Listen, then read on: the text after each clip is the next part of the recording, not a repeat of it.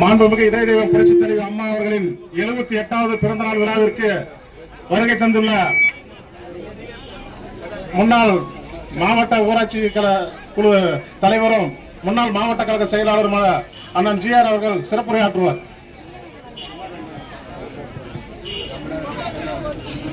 கழகத்தினுடைய அனைத்து இந்திய அண்ணா திராவிட முன்னேற்ற கழகத்தினுடைய இதய தெய்வம் புரட்சி தலைவி அம்மா, புரட்சி தலைவி எம்ஜிஆர் தெய்வீக ஆசையோடு கிருஷ்ணகிரி கிழக்கு மாவட்டத்தில் இன்றைக்கு காவேரிப்பட்டினம் ஒன்றியம் தெற்கு ஒன்றியத்திலே நடைபெற்றுக் கொண்டிருக்கிற ரவிச்சந்திரன் அவர்களுடைய தலைமையிலே நடைபெற்றுக் கொண்டிருக்கிற 78வது பிறந்தநாள் விழாவுக்கு கழகத்தினுடைய இளம்பெண் இளமன் பாசறையுடைய செயலாளர் எனது அன்பு சகோதரருடைய தலைமையிலே நடைபெற்றுக் கொண்டிருக்கிற பெரும் மரியாதைக்குரிய அன்பு சகோதரர் சதீஷ் அவர்களே, இந்த நல்ல நிகழ்ச்சியிலே கலந்து கொண்டிருக்கிற ஒன்றிய பொறுப்பாளர்களே மற்றும் அனைத்து இந்திய அண்ணா திராவிட முன்னேற்ற கழகத்தினுடைய கூட்டணியைச் சேர்ந்த பிஜேபியினுடைய நிர்வாகிகளே, பாட்டாளி மக்கள் கட்சியினுடைய நிர்வாகிகளே, இங்க வருகை தந்திருக்கிற அனைத்து இந்திய அண்ணா திராவிட முன்னேற்ற கழகத்தினுடைய பல்வேறு பொறுப்புகளில் இருக்கின்ற பொறுப்பாளர் பெருமக்களே, முன்னாள் தலைவர், ஒன்றிய குழு உறுப்பினர்கள், ஒன்றிய தலைவர் மற்றும் அத்தனை பேரையும் பெயர்களை அத்தனை பேருமே எங்களுடைய இதயங்களிலே பதிக்கப்பட்டிருக்கின்றவர்கள். ஆனால் கால நேரங்கள் கருதி அனைத்து இந்திய அண்ணா திராவிட முன்னேற்ற கழகம் என்ற மாபெரும் இயக்கம் 30 ஆண்டு காலமாக தமிழ்நாட்டுக்கும் தமிழ் மக்களுக்கும் பணியாற்றி நன்மதிப்பை பெற்று ஒரு இயக்கமாக இன்றைக்கு 2026 நடைபெறுகிற மிக பெரும் ஒரு தேர்தல் என்று சொன்னால் 2026 கொடி அன்றைக்கு தீய சக்தி அம்மாவால் குறிப்பிடப்பட்ட கருணாநிதியை போல இன்றைக்கு மு.க. ஸ்டாலின் நடந்த தேர்தலிலே தேர்தல் வாக்குறுதியிலே கிட்டத்தட்ட பல்வேறு வாக்குறுதிகளை கொடுத்துவிட்டு ஆட்சி கட்டிலே அமர்ந்து விட்டார் ஸ்டாலின்.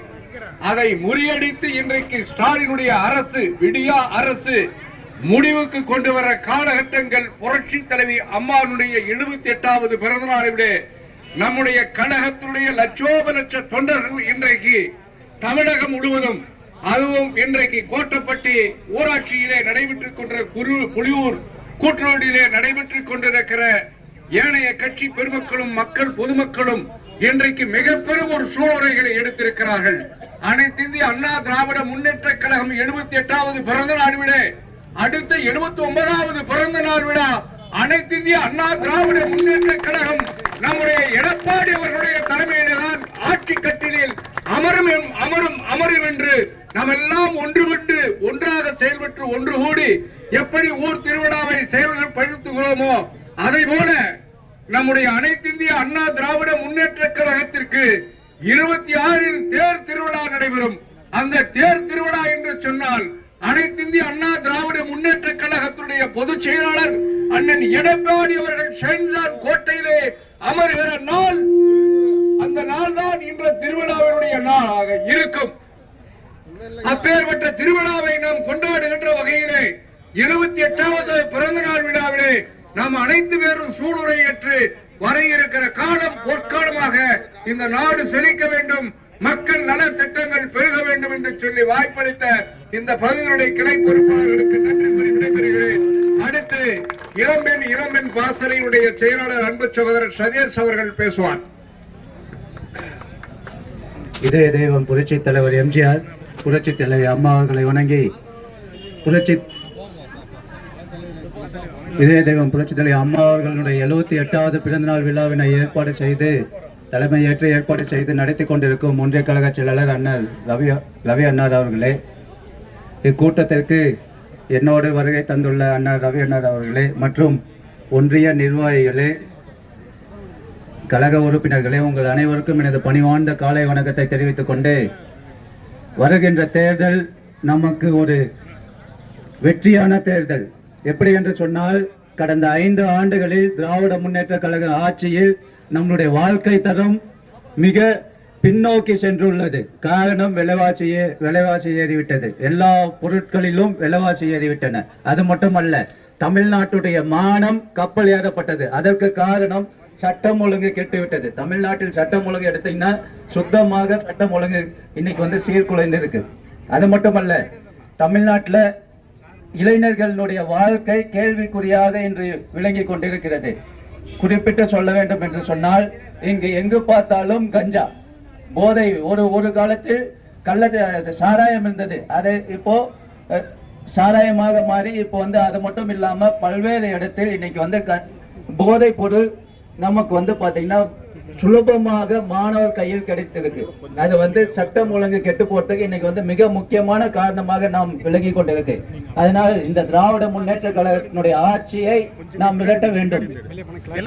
வருகின்ற தேர்தல் பர்கூர் சட்டமன்ற தொகுதியை பொறுத்தவரை நாம் கடந்த தேர்தலில் 11,000 வாக்குகள் பின்தங்கி இங்கு திமுக எம்எல்ஏ ஜெயிச்சாங்க. இப்போ வரக்கூடிய தேர்தல் இது பர்கூர் சட்டமன்ற தொகுதி என்றாலே புரட்சித்தலை அம்மானுடைய தொகுதி. காரணம், இந்த தொகுதிக்கு புரட்சித்தலை அம்மா அவர்கள் எண்ணற்ற திட்டங்களை நமக்கு தந்தாங்க அம்மா காலத்தில். ஆனால் ஏதோ ஒரு கால சூழ்நிலையில் நாம் புரட்சித்தலை அம்மா அவர்கள் பர்கூர் சட்டமன்றத்தை இழந்து விட்டார்கள். அதற்கு நாம காரணமாயிட்டோம்.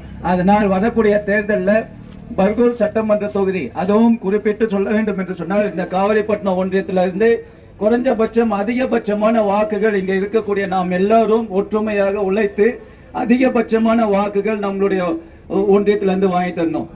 பர்கூர் சட்டமன்ற தொகுதி குறைஞ்சபட்சம் 25,000 வாக்குகளோடு யாரை வேட்பாளராக நிறுத்தினாலும் ஜெயிக்க வேண்டும் என்ற ஒரு குறிக்கோளோடு நாம் இங்கு பணியாற்ற வேண்டும்.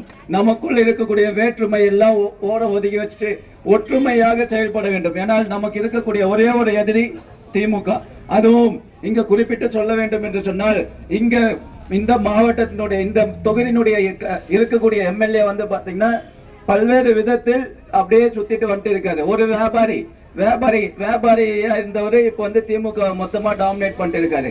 அவரை தோற்கடிக்க வேண்டும், முழுமையாக தோற்கடிக்க விட்டு பர்கூர் சட்டமன்ற தொகுதியில யாரை வேட்பாளராக நிறுத்தினாலும் நாம் அனைவரும் ஒற்றுமையாக உழைத்து நம்மளுடைய நாம் அந்தந்த பூத்ல இருக்கக்கூடிய நிர்வாகிகள் முழுமையாக நம்மளுடைய பூத், முதல்ல என்னுடைய பூத்ல எனக்கு ஓட்டு அதிகம் வரணும், அதுக்கு அடுத்தது பஞ்சாயத்து, அதுக்கு அடுத்தது ஒன்றியம். இந்த மாதிரி நம்மளுடைய பொறுப்புணர்ந்து நாம் செயல்பட்டு பர்கூர் சட்டமன்ற தொகுதியை புரட்சித்தலை அம்மானுடைய 78வது பிறந்த நாள் விழாவிலே வருகின்ற அடுத்த பிறந்த நாள் விழா இங்க நம்மளுடைய சட்டமன்ற உறுப்பினர் நம்மளுடைய கழகத்தினுடைய உறுப்பினராக இருக்க வேண்டும். அதனால் நாம் கடுமையாக உழைத்து இந்த பிறந்த நாள் விழாவிலே சபதம் ஏற்று நாம் அனைவரும் ஒற்றுமையாக உழைக்க வேண்டும் என்று உங்களை எல்லாரும் பணியுடன் கேட்டுக்கொண்டு, இந்த வாய்ப்பினை உருவாக்கி தந்த ஒன்றிய கழக செயலாளர் அண்ணா மற்றும் என்னுடைய உரையை பொறுமையாக கேட்ட உங்கள் அனைவருக்கும் நன்றி தெரிவித்து விடைபெறுகிறேன். நன்றி, வணக்கம்.